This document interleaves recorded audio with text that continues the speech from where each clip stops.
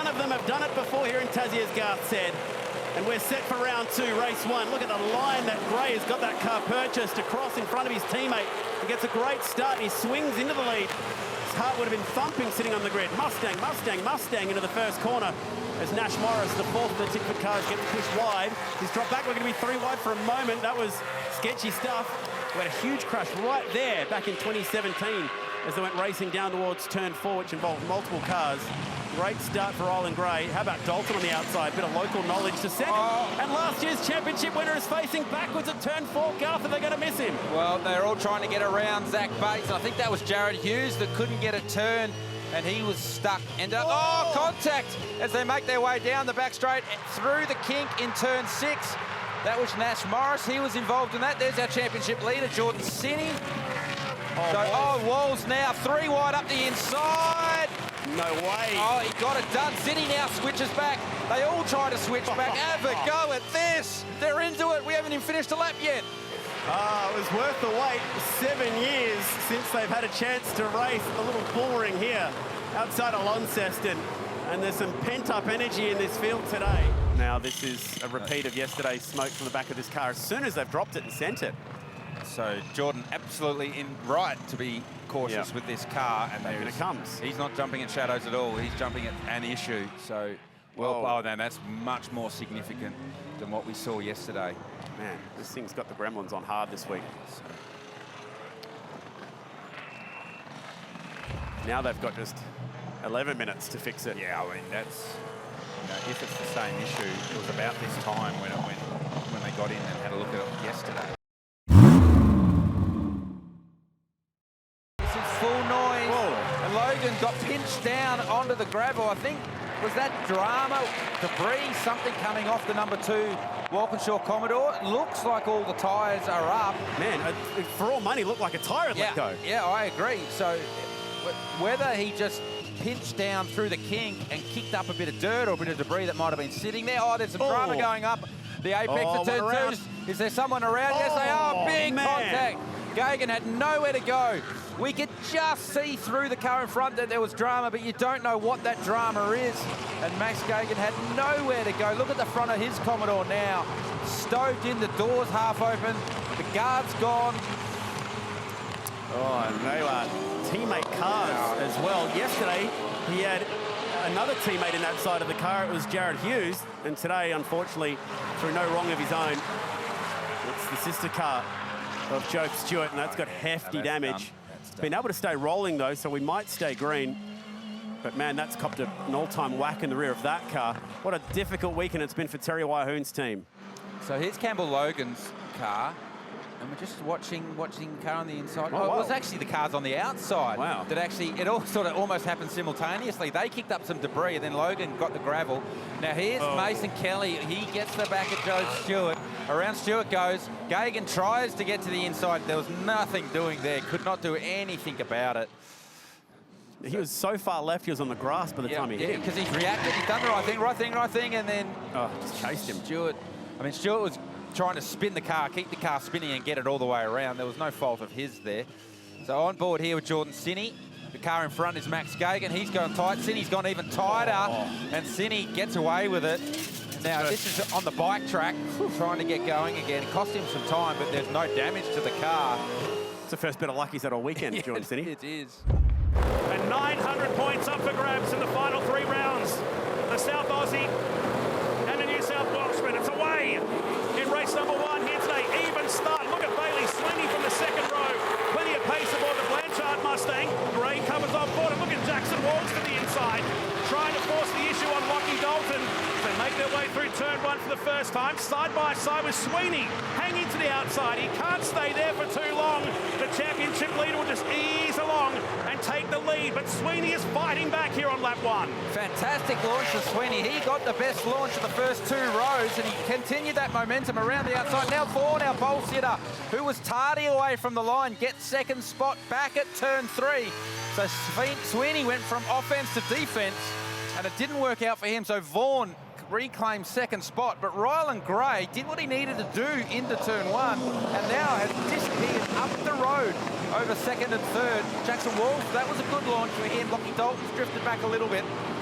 Cody Gillis trying to hang around the outside at turn 5. That won't work. He pulls back into line for the run down to turn 6. Smooth lap as we make our way down to turn number 6 the first time. Gomersall with Cody Gillis on the inside. Max Gagan taking to the dirt. Big lock up then from McLeod on the way into turn number 6. But lap 1 is in. It's a feisty battle at the end of lap number 1. And they're hustling. Look at the reigning champ trying to ease Cody Gillis out. And Gomersall might get 2 for 1 here. So Bates has got the inside down into the window 1. Gomersall's trying to go around the outside. Gillies now runs wide. He needed to try and hang behind Bates to get to the inside. He can't get it done. Campbell Logan sticks his nose in. They're still 2 by 2 on the exit of turn 2. Gomersall on the outside. Gillis gets the run again. Will he get to the inside? They're still side by side. They've been like this for half a lap. 240 k's past the Repco wall cam. Bates doing double duties. He's turned so many laps today already.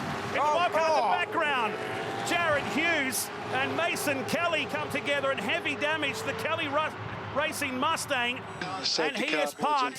Safety car will be called.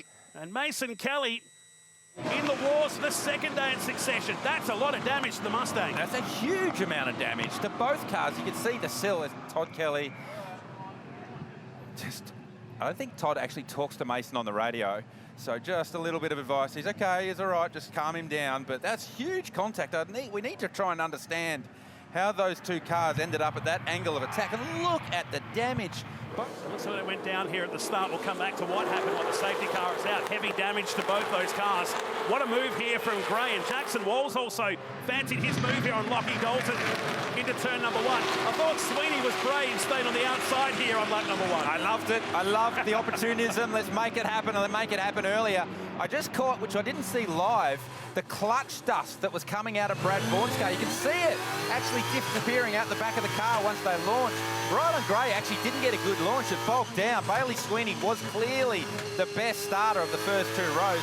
That's why Vaughan was slow in the second phase of the start as well. I dare say that clutch was slipping all the way down to turn 1. Sweeney's still hanging around the outside. I thought Ryland Gray was very polite there. He could have easily run Sweeney into the gravel. Nice launch from Cam McLeod there. So deeper in the field is Ruben Goodall to our outside, trying to squeeze. Oh, wow, Matt Hillier taking to the grass on the inside at turn 1.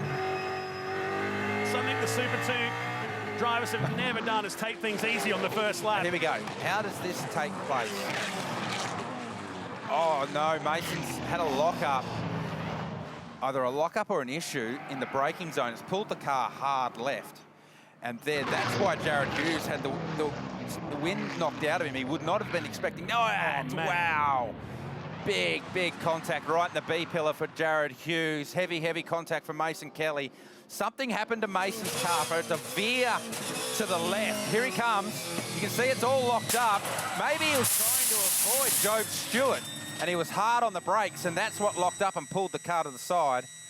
And you can see Jared Hughes with the contact. So he's whacked the shoulder support on the seat. Here's from the rear. So Mason's locked the inside front. He's tried to turn to the inside. Once he's on the grass, we've had that rain earlier today. And then heavy contact into Jared Hughes' car. And that will have done significant damage to the B pillar, to the main roll hoop on Hughes' car. There's Mason surveying the damage. Dr. Carl Lee and the medical team is tending to the drivers. Good to see Jared getting out of his car. A little bit ginger.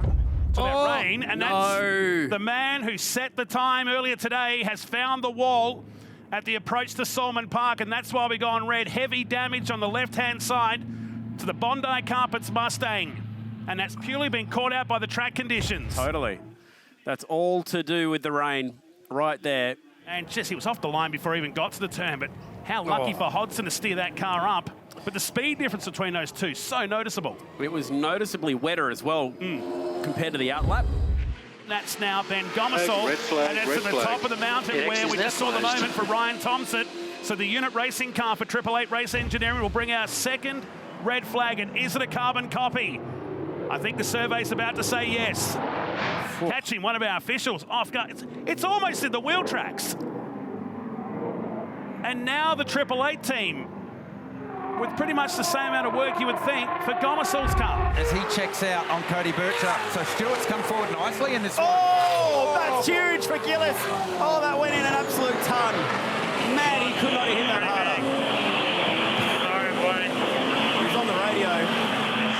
my goodness me, that was big. Yeah, mate, you're right. Yeah, I'm all right. Sorry. Here we go, here's a replay. So third car in screen, so there's Joe Stewart. I wouldn't mind betting because he was buried underneath the rear wing of Bircher. Yes, hit the inside wall. And then bang, straight to the outside wall. I've done that before. It is so easy to do when you're following closely the car in front. You lose your sight line and bang. And that was a whack. From Jared Hughes' point of view, a few cars back, watch for the debris. There. You can see Cody got the inside wall. It's only a rough, but it rips the steering out of your hand. The energy at 200 plus kilometres an hour mid-corner. And then you are literally a passenger. It feels like it takes an eternity to go from the inside of the track to the outside of the track. But it is done in half a second. Look at some of these parts, Garth. Coil springs and mirrors and wheel nuts and everything else. Just windows in slow motion. Shock absorber. There's half a shock come out of it. Because you want to be right under the rear bumper here so that you can get up nice and close through 8. Where'd they go? That's interesting. There they go. Oh, and there's one in the fence. No. It's good. What on earth has happened He's there? hit the inside wall. That was bizarre. It's a glitch in the matrix. On the other side, Ruben Goodall's in the fence. I'm all right. He's okay. That was just truly strange. It's as if maybe hitting the wall had actually wigged the camera off the camera. Yeah. Safety car boards and flags. Safety car boards and flags. Here it's happened again. He's got the inside wall. So sorry, guys. Just watch the other side of the car. It actually plucks. Oh, so now there's the contact. Ouch. Both sides for Goodall. We were just talking, you need to be nice and close here on entry. Oh, hits the inside wall, outside wall. Seen that so many times over the course of history at turn 8. When you're following closely, you lose your point of reference where the apex is, and at that point you are a passenger. And into the outside wall goes Ruben Goodall, and so does his chances of a top 3 in this year's championship. Bite the concrete.